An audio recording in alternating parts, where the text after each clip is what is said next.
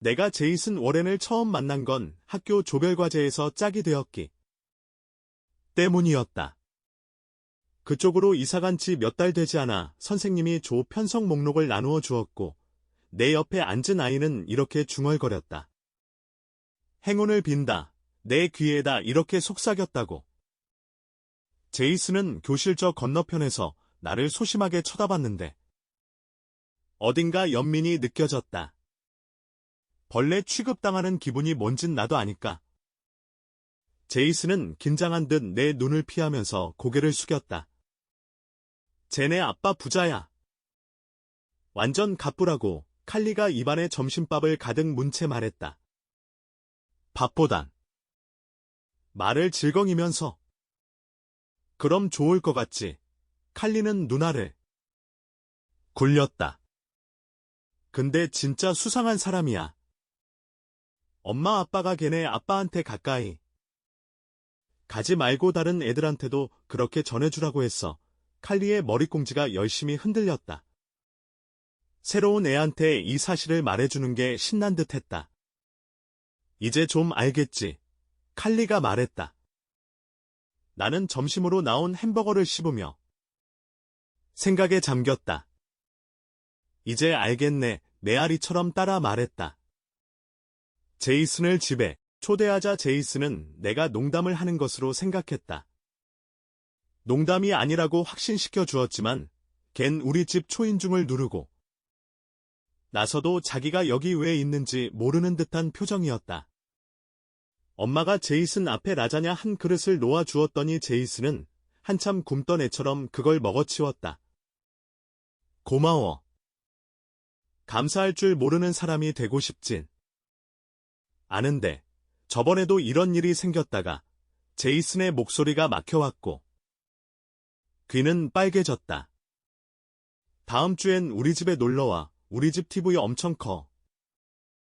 제이슨네 집 TV는 벽 한 면을 전부 덮고 있었다.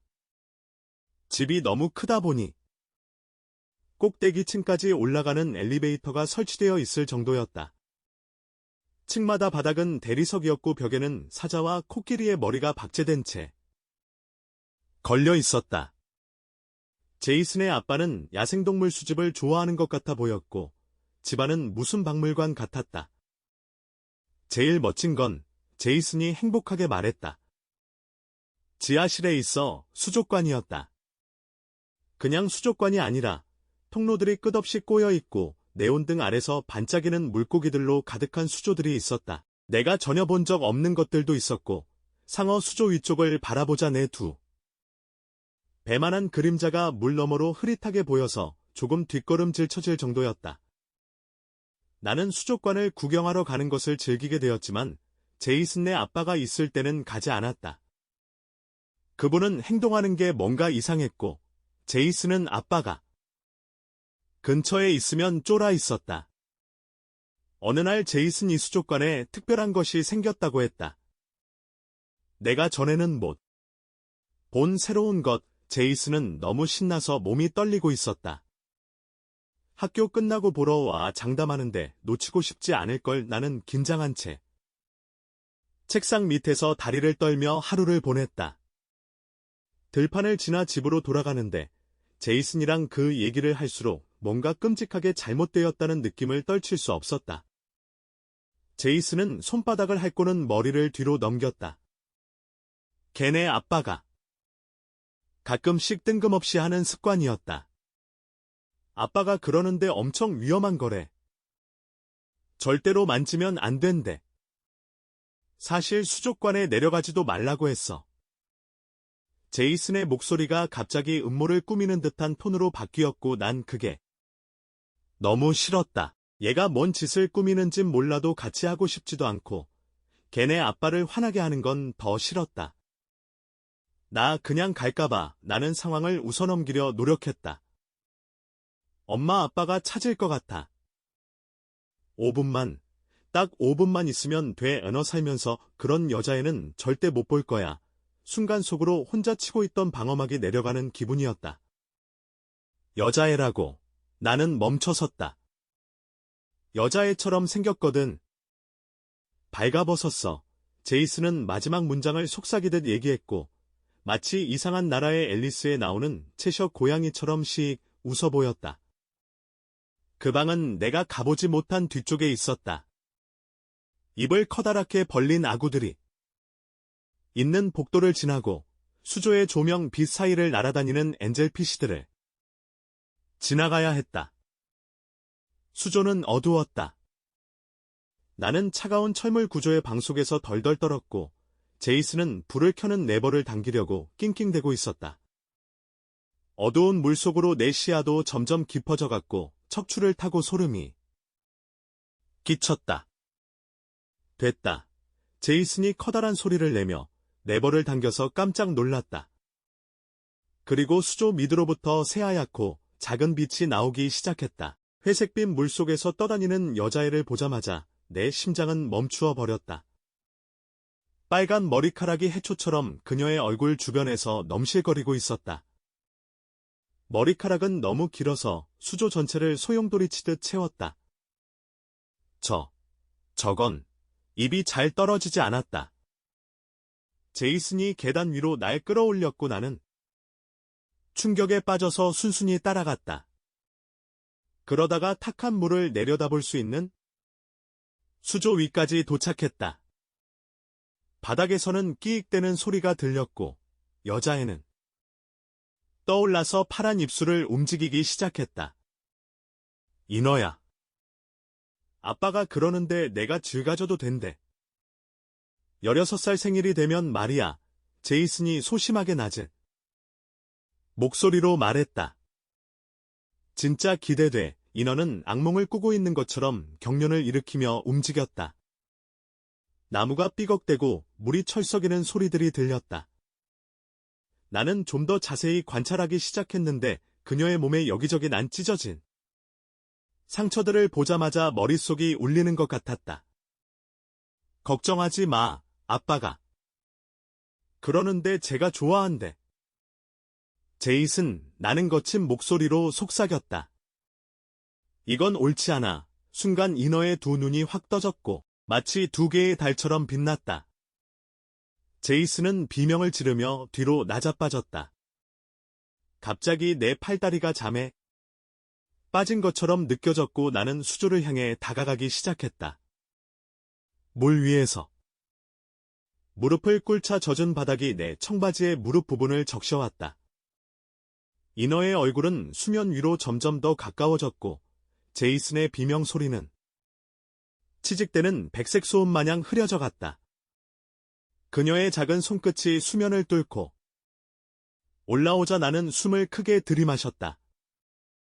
나는 공중으로 날아 귀가 찢어질 듯한 소리를 내며 수면을 찍고 들어갈 때까지 그저 밑으로 덤벼들었다. 인어의 머리카락이 나를 감쌌다. 순간 수압 때문에 공황 상태에 빠져버렸다.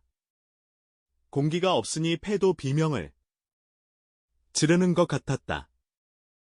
물 밖에서 봤던 거랑은 전혀 다른 썩어 들어간 얼굴. 하나가 내 얼굴 앞에 자리 잡았다. 숨막히는 물속에서 비명을 내뱉자 나의 마지막 숨결이 코 위로 방울치며 도망쳤다. 그리고 그 모든 것이 한순간 사라졌다. 몇 시간이고 배가 아프다가 토를 해서 개워내는 것처럼 나를 채우고 있던 공포가 텅 비워졌다. 인어의 얼굴은 더 이상 죽은 듯한 모습이 아니었고 이제는 수많은 여자들의 얼굴을 하고 있었다. 5명, 10명, 아니 1000명까지도 보이는 것 같았다. 그 얼굴들이 내 앞에서 둥둥 떠다녔고 두려워해야 하는 건 알았지만 나에게 남은 건 뼈저리게 아픈 슬픔뿐이었다. 그녀는 짐승처럼 가두어져 있었다. 그녀에게 남은 거라곤 이제 노예로 사는 삶뿐이었다. 그녀의 자매들이시면 속에서 그녀를 향해 소리쳤고 나는 그들의 바쁘게 움직이는 입을 보았다. 전부 볼 수 있었다. 제이슨의 아빠가 기계로 인어를 집어 수조로 넣으면서 그녀의 살은 찢어졌고 목에 박힌 마취총 바늘은 그녀의 뼛속부터 체력을 고갈시켰다. 몇몇 장면에서는 제이슨 아빠의 친구들도 보였고 술 냄새는 무슨 화학약품 수준이었지만 물은 한 방울도 없어서 그녀는 질식하며 숨을 허덕였다. 점점 불편해져서 나는 물속에서 힘겹게 팔다리를 움직이며 말을 하려고 노력했다. 나는 저들의 편이 아니야. 바다가 울부짖는 소리가 들리고 그녀가 바다에게로 돌아가려고 몸부림치는 모습이 보였다. 어두운 소금물 속에서 내 입 밖으로 나오는 거라곤 은색 거품들 뿐이었다. 아까 여자의 하나가 물속에서 힘없이 갇혀서 남자의 2명이 자기를 쳐다보는 것도 막지 못한다는 얘기를 듣고 어떤 생각을 했는지에 대해 수치심과 후회가 물밀듯이 몰려왔다. 나는 간절하게 손을 뻗었고 무언가가 잡혔다. 그녀의 머리카락. 붉은색의 그것은 내 손목에 감겨왔지만 나를 올가매려는 것은 아니었다. 그녀는 내 손목을 잡은 채 차갑고 딱딱한 유리의 손이 닿을 때까지 이끌어 주었다. 아주 잠깐이지만 우리는 거울에 비친 우리를 보았다. 무한한 별빛 물결 속에 떠있는 여자아이와 남자아이. 갑자기 그녀의 손이 내 손 안으로 미끄러져 들어왔고 그것은 거울이 아니었다는 걸 깨달았다. 손가락 하나가 수조의 유리에 닿았을 뿐인데 어떻게 된 일인지 모르겠지만 아주 미세한 금이 가는 것이 눈앞에 보였다. 그 모든 이들의 손이 느껴졌다. 내 손을 잡은 1000개의 손과 함께 나는 눈을 감고 유리를 다시 한번 두드렸다. 우리는 쏟아져 내렸다. 몸이 거꾸로 뒤집어지고 세상도 거꾸로 뒤집어졌다. 기쁨에 젖어 세상이 떠나가라. 지르던 그녀의 비명, 수조의 유리 조각이 내 다리에 박힐 때 고통에 눌려 내지른 나의 비명. 그 모든 것은 결국 사라져 가다가 결국 침묵만이 남게 되었다. 뒤돌아보자 제이슨이 보였다. 얼굴은 눈물 때문에 빨개지고 퉁퉁 부어 있었다. 우리는 다시 수족관에 혼자 남겨졌고 그곳에는 수조의 잔해에서 흘러내리는 물밖에 없었다. 인어는 사라져 있었다. 우린 한동안 조용히 앉아 우리가 방금 무슨 짓을 한 건지 생각했다. 사흘 후 제이슨의 아빠가 실종되었다. 그는 그 동네에서는 꽤 잘 알려진 사람이었기 때문에 실종을 조사하는 경찰들은 그가 실종되었다는 것이 놀랍지도 않은 모양이었다.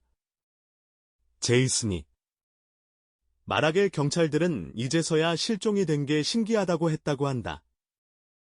그와 그 친구들 무리는 본 적이 없음에도 그들의 사진들이 너무 익숙했다. 결국 시신이 토막난 채 조금씩 발견되었다. 그날 밤 내 방 베개 밑에는 어두운 색의 돌이 숨겨져 있었고 나는 짠 소금내를 맡으며 잠에서 깼다. 가끔씩 내가 그 여자애와 함께 물속에 잠겼을 때 보았던 것들, 그리고 그 끔찍하고 탁한 물속에서 그녀가 내게 보여준 장면들에 대해 생각하곤 한다. 그 인어, 너무 친절했던 것 같다.